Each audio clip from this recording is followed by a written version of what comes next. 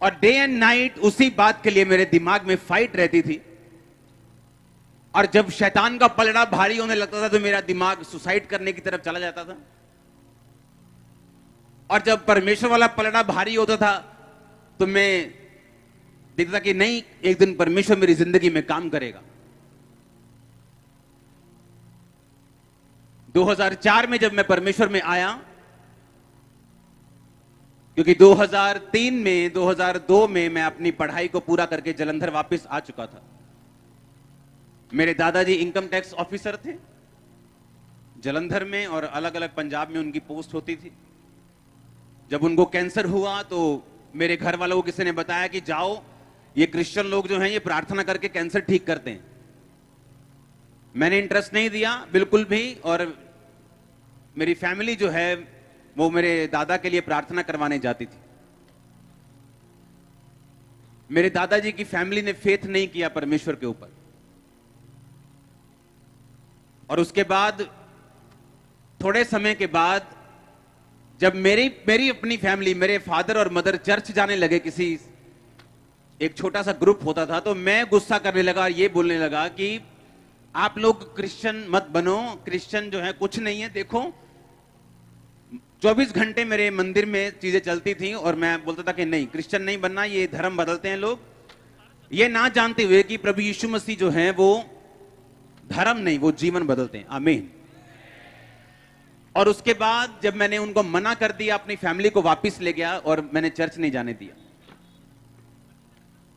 2004 में मुझे कुत्ते ने काटा और मैं मेंटली अपसेट हो गया। अटैक होने शुरू हो गए। डॉक्टर्स के बाद डॉक्टर्स, जिन पे मुझे मान था, सब जगहें, सब चीजें, सब जगह घूम लिया और सुसाइड करने वाला था जिस दिन, सारी अकड़ निकल चुकी थी। धर्मों के बारे में बात करना बंद कर दिया था, कुछ नहीं मैं करता था, सिर्फ सुसाइड करना और हैवी डोज नशे की लेके, स्पेशल सुल्तानपुर साइड से नशा लेने जाना और स्पेशल नशा करना ताकि मैं नशे में रहूं और मुझे अटैक ना हो।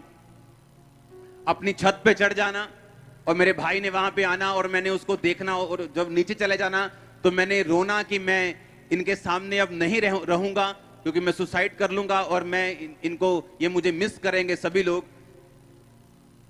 और जिस दिन, यानी कल सोमवार है ना, अगर आज से आप 17 साल पहले देखो तो उस दिन भी सोमवार था, 16 को। और उस 16 को नशा करके अपने घर में मैं आया, अपने बेडरूम में जाने लगा, क्योंकि उस टाइम मेरा पूरा मन बन चुका था, मैंने कहां जाना है, कौन से फाटक पे जाना है, ट्रेन के नीचे सुसाइड करना है, नशा ज्यादा करके जाना है, पूरा प्लान बन गया। और एक हिंदू व्यक्ति अपनी पत्नी के साथ मेरे बेडरूम में बैठा था। वो उसी ग्रुप से थे जहां मेरे मम्मी पापा जाया करते थे प्रार्थना करवाने के लिए। मैं अंदर गया, मुझे अब कोई इंटरेस्ट नहीं रह चुका था कि कोई क्या करता है, कोई कौन से धर्म में, मुझे मालूम था मैं जा रहा हूं। उन्होंने मुझे बात करनी शुरू की, तू कैसा है, ये क्या हुआ तेरे को, बड़े धागे शागे पूरे बांध रखे, क्या हुआ तेरे को। मेरा बात करने का दिल नहीं था, मैंने नशा किया, फिर भी मैंने बात की कि ऐसा ऐसा मुझे प्रॉब्लम है। उन्होंने कहा ठीक है, हम प्रार्थना करेंगे ना आपके लिए, आप ठीक हो जाओगे। वो पंजाबी बात करते थे, तेरे लिए प्रेयर करांगे पर ठीक हो जाएगा तू। मेरे को लगा चलो मरना तो है ही, एक टेस्ट कर लो इनका। आप इमेजिन करो, रात के 8 बजे बाइक पर, मेरे पास बाइक होता था पैशन, रात को 8 बजे बाइक पर नशा करके मैं उनका घर देखने गया जहां वो चर्च लगाते थे। और नशा किया हुआ अंदर में गया और मेरे सिर पर हाथ रख के प्रार्थना हुई। और पहली प्रार्थना में जो मुझे करंट लगा, मुझे मालूम था कि कुछ तो है। ये मालूम नहीं था कि ये जीवित परमेश्वर है, ये एकमात्र परमेश्वर है, ये सब कुछ कर सकता है। क्योंकि हम जिन जगहों से निकले, हमारी कोठी है ब्यास में जहां पर सब बहुत बड़ा सत्संग होता है, वो हमने उनको दे दी थी और उन्होंने हमें बाहर जगह दे दी थी।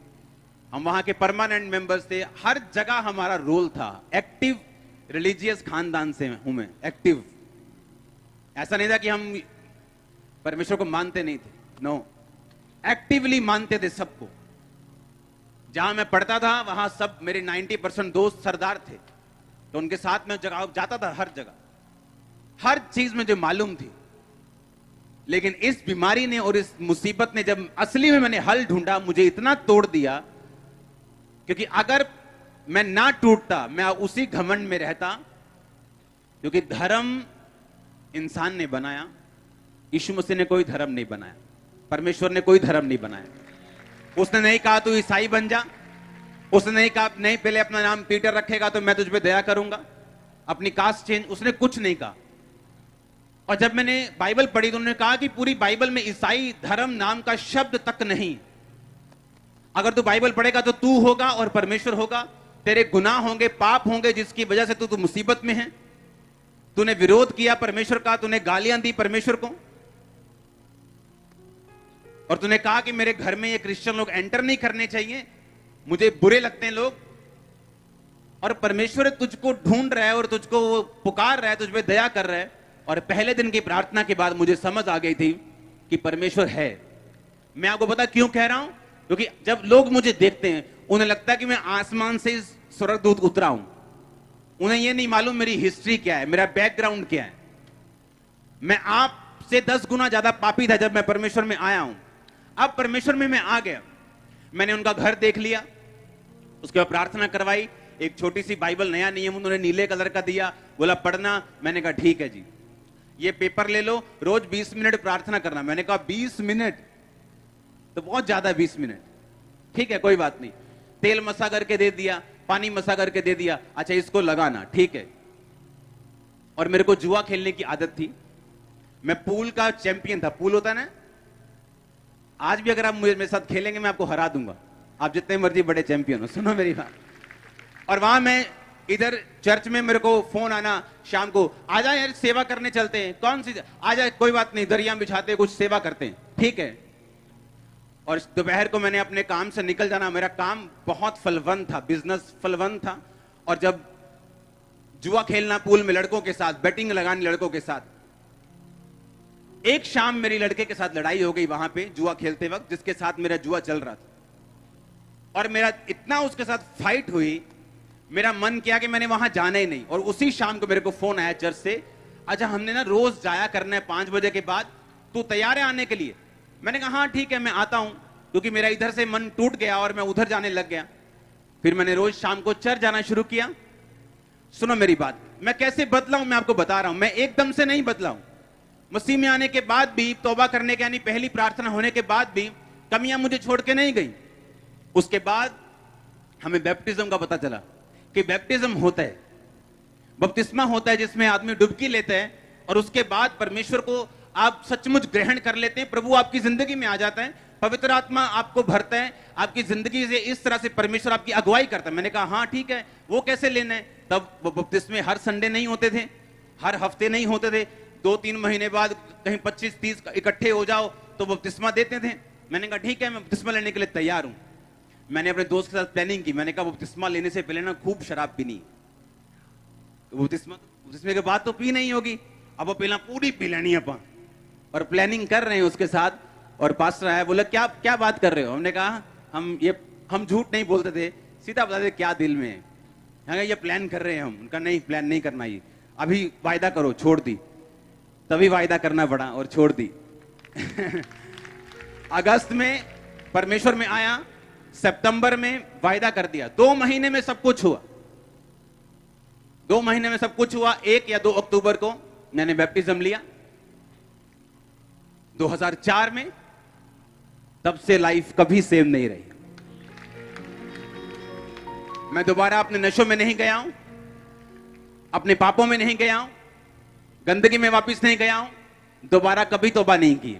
एक बार की थी, वही पहली थी, वही आखिरी थी। हालेलुया। ऐसा नहीं पहले आ गए फिर वापस चले गए, फिर तौबा कर ली, फिर किसी लड़की के साथ गलत काम कर लिया, फिर तौबा कर ली, फिर आ गए, फिर शराब पी ली, फिर ऐसा कचरा मचरा मैंने नहीं किया अपनी लाइफ में। इसीलिए मुझे परमेश्वर ने बढ़ाया, ये सच्चाई। अब हुआ क्या, 2004 में परमेश्वर में आया अपनी मेंटली बीमारियों के कारण, अपनी फिजिकल बीमारियों के कारण। लेकिन मेरी लाइफ की प्रॉब्लम्स वही नहीं थी, वो तो सिर्फ परमेश्वर की एक शुरुआत थी मेरी लाइफ में, मुझको अपने में लेके आने के लिए। और जब मेरी वो प्रॉब्लम्स, मेरे मेंटली डिप्रेशन परमेश्वर में आने से और बढ़ गया और मैं आधा पागल हो चुका था। प्रभु में आने के बाद भी दुष्ट आत्मा का अटैक बढ़ गया मेरे ऊपर, और मैं परमेश्वर से प्रार्थना, मैं परमेश्वर को जान चुका था, क्योंकि रोज संगति, शाम को 5 बजे के काम अपने बिजनेस के बाद रोज संगति करता था, रोज एवरी डे। मेरे घर वाले मेरे खिलाफ होना शुरू हो गए, तू नशे कर ले दोबारा।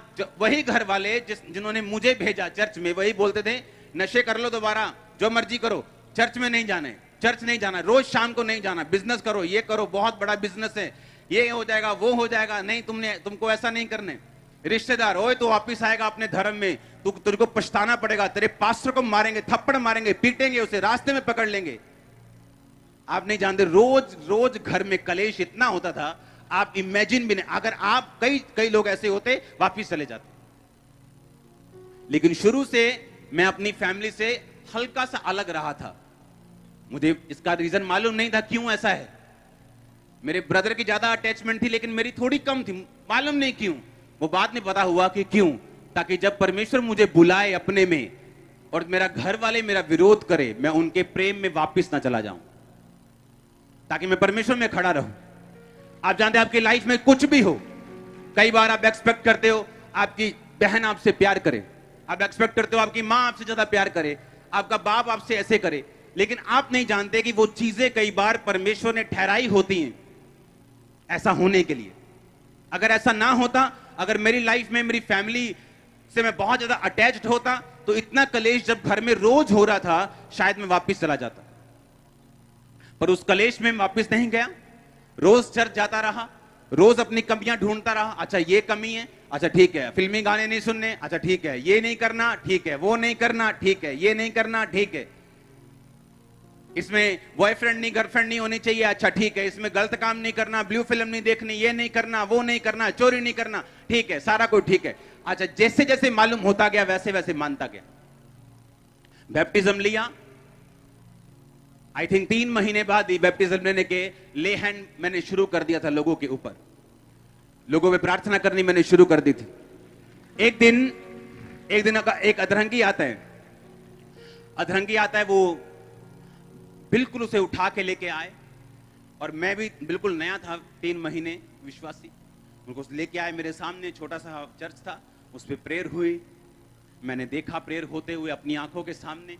अगले दिन वो वापस आया, बोल रहा था, चल रहा था, कंप्लीट पूरा नहीं लेकिन चल रहा था। कल से जमीन आसमान का फर्क था एक दिन में। मेरे होश उड़ के, मैंने पहली बार मिरेकल देखा अपनी लाइफ में लाइव।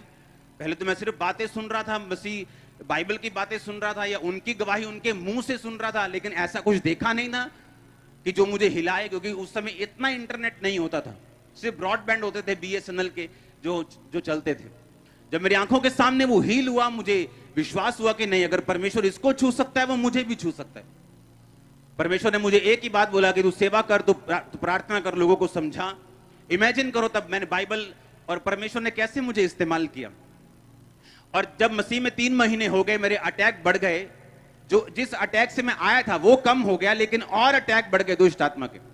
उसकी वजह से मुझे क्या हुआ कि मुझे रोज बाइबल पढ़नी पड़ती थी, क्योंकि जैसे मैं बाइबल पढ़ता था अटैक कम होने शुरू हो जाते थे। तो मैंने क्या करता था कि घर में जब मैं गया 10 बजे 5 बजे चर्च जाके, चर्च से आया 10 बजे 11 बजे 12 बजे, घर आते ही बाइबल पकड़ी अपनी छत पे, मॉडल टाउन हमारी कोठी थी, मॉडल टाउन के बीच में, अपनी छत पे गए, बाइबल पढ़ी 1 घंटा 2 घंटे 3 घंटे 4-5 घंटे जब बाइबल पढ़ ली, मेरा अटैक खत्म होता था और मैं सोने वर्गा हो जाता कि हाँ अब सो सकते हैं, अटैक कम हो गया।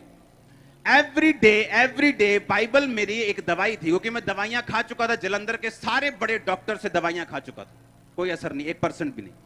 अब वो जब मैं बाइबल पढ़ता था, मेरे अटैक दुष्ट आत्मा के कम होते थे, तो मुझे प्रैक्टिकली मालूम था कि वचन मेरे अटैक कम करता है। तो रोज इसी चक्कर में कि मेरे अटैक कम हो जाएं, बाइबल पढ़नी शुरू कर दी, रोज 6 घंटे 8 घंटे। हुआ क्या, 1 साल बाद, जब 1 साल मैंने बाइबल रोज 8-8 घंटे पढ़ ली, तब जब भी कोई बंदा चर्च में शाम को 5 बजे में जाता था, जब भी कोई बंदा अपनी मुसीबत लेके आता था, भाई साहब मुझे ये प्रॉब्लम है, अपने पास्टर को बोला, पास्टर जी हमें ये प्रॉब्लम है। जैसे ही उसने प्रॉब्लम बोलनी, मैंने बाइबल से वचन निकाल लेना, क्योंकि बाइबल मुझे याद हो गई थी कौन सा वचन कहां लिखा है। जैसे ही उसने कहा मेरे ये दिक्कत है, मैं बाइबल उठा के बोलना कि देख वचन क्या कहता है, वचन ये कहता है, वचन ये कहता है। वचन में मैं मजबूत हुआ, क्योंकि परमेश्वर ने मेरे पीछे एक दुष्ट आत्मा को लगाया, ताकि मैं लगातार वचन पढ़ता रहूं। इसलिए नहीं कि मुझे प्रभु से प्यार है, पहले प्यार व्यार कम था, लेकिन दुष्ट आत्मा से मुझे आजादी मिल जाए, ये चीज मेरे दिमाग में ज्यादा थी। वचन पढ़ना शुरू कर दिया। जब लगातार वचन पढ़ने की आदत पड़ गई, तब आदत पड़ गई, दुष्ट आत्मा तो चला गया। 2005 में मैंने आपको बताया था 40 रोजे मैंने 5-6 बार रखे, और उन रोजों में परमेश्वर ने मुझसे बात की थी कि हियावान दृढ़ रहे, मसीह में की गई मेहनत कभी व्यर्थ नहीं जाती। तो मैंने वो चीज देख के रोजे रखे। रोजों में मैंने आपको बताया कि परमेश्वर के एक दास के रूप में पवित्र आत्मा मेरे पास आया और उसने कहा कि इस तरह से प्रार्थना करनी, और जो भी मुझे बताया मैंने किया, और उसके बाद मैं हील हुआ। 2005 के बाद वो अटैक कभी नहीं हुआ वापस। आज मुझे कितने साल हो गए? 2005 के बाद 16 साल हो गए, कभी नहीं। मैं बिल्कुल फ्री हूं, बिल्कुल आजाद हूं। लेकिन परमेश्वर ने यूज किससे किया? एक दुष्ट आत्मा को अपने में मुझे लेके आने के लिए किसको यूज किया? एक बीमारी को। मुझे चर्च में भेजने के लिए किसको यूज किया? लड़ाई को। मेरी आदतों को, गंदी आदतों को खत्म करने के लिए किसे यूज किया? एक लड़ाई को। और साथ मसीह भाइयों के प्यार को, क्योंकि वो मुझे कॉल करते थे कि चलो आओ सेवा करते हैं, चलो आओ उधर चलते हैं, चलो आओ उधर चलते हैं। और इस तरह से धीरे धीरे धीरे मैं परमेश्वर की ओर खींचा चला गया। उसके बाद जब मैंने देखा लोगों पे ले हैंड होते, लोगों को हील होते, मैंने खुद ले हैंड करना शुरू किया और खुद लोगों को हील होते देखा अपनी आंखों के साथ। मैं डॉक्टर के पास गया एक दिन, 2005 की बात है। मैंने कहा डॉक्टर साहब मुझे पेट की दवाई खाते इतनी देर हो चुकी है, मैं थक चुका हूं। मैं अगर एक बाइट मैंने गलती से कुल्फी की ले ली ना, अगर एक बाइट ऐसे, एक बाइट, 8 घंटे वो कुल्फी यहां रहती थी मेरे गले में। 8 घंटे, 10 घंटे। अगर एक चम्मच मैंने दाल खा ली, अगर उसमें अगर हल्की सी मिर्ची है, तो वो एग्जैक्ट टेस्ट यहां गले में मेरे 8 घंटे 10 घंटे रहता था। और मैं प्रभु से बोलता था, प्रभु मार दे, से अच्छा ये है कुछ नहीं खा सकता, दाल बिना नमक, बिना मिर्ची। और मैं एक दिन फिर मैं डॉक्टर के पास गया, मैंने बोला, मैं कहा यार बहुत बुरा हाल है, कितनी देर का दवाई खानी पड़ेगी? उसने कहा मेरे पास पेशेंट्स आते हैं 12-12 साल से खा रहे हैं, तुम पूछी मत, बस खाई जा बस। और उन्हीं दिनों में एक बंदा रहता है यहां पे जलंधर में, बस्तियों की तरफ, वो मेरे पास आके बोलता है कि मेरे पेट में एक रोग है, मैं कुछ भी खा नहीं सकता, दवाइयों से हल नहीं होता, आप मेरे लिए प्रार्थना करो। उस पे प्रार्थना की, सेम डे हीलिंग। उसने जाके कहता मैंने मछली खाई, क्योंकि वो यूपी की साइड के है। सुना मेरी बात, और मैं प्रभु से कह रहा हूं परमेश्वर ये सेम बीमारी मुझे और इसको नहीं पता, और मैं इस पे प्रार्थना कर रहा हूं, ये हील हो चुका और मैं ऐसे ही हूं। कुछ नहीं हुआ, ऐसे चलता रहा, डॉक्टर के पास जाता रहा। एक दिन जब मैं डॉक्टर के पास से वापिस आ रहा था, आप इमेजिन नहीं करोगे मेरी लाइफ कैसे थी। उसने कहा 12 साल से पेशेंट दवाई खा रहे हैं, तू ज्यादा मत सोचा कर। और मैं हैरान हो रहा हूं कि परमेश्वर मैं तेरी सेवा करता हूं, मैं लोगों पे ले हैंड करता हूं, लोग हील होते हैं और मैं बीमार हूं। जब वो डॉक्टर ने इतनी बात बोली कि 12 साल मैंने बाहर आया हॉस्पिटल से, मैंने गुस्से से दवाई फेंकी, मैंने कहा मैंने नहीं खानी, कुछ भी हो जाए। अब इमेजिन करो, मुझे नहीं मालूम था कि मेरी प्रार्थना सुनी जा रही। परमेश्वर का थैंक्स करता रहा। इंस्टेंट हीलिंग हुई मुझे, इंस्टेंट हीलिंग,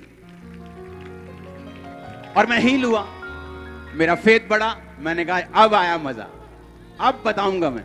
सुनो, फिर लोगों, क्योंकि जैसे जैसे आप प्रभु में बढ़ते जाते हैं ना, आपका विश्वास बढ़ता जाता है, आपका फेथ बढ़ता जाता है। क्योंकि पहले तो प्रभु शेर मारेगा आपसे, फिर भालू मारेगा, फिर गोलियत मारेगा। आप समझ रहे मेरी बात के नहीं?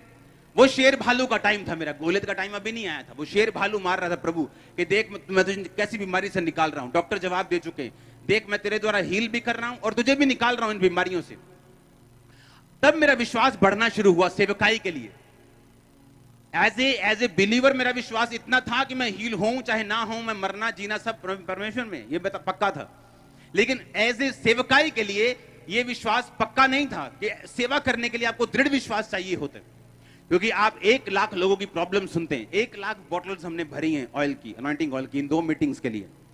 1 लाख लोगों की प्रॉब्लम्स आपके सिर के ऊपर, या आप उन्हें सुनते हैं या आप आत्मा में उन्हें पहचानते हैं। ये पॉसिबल नहीं अगर आपका विश्वास पूरा ना हो तो। हालेलुया।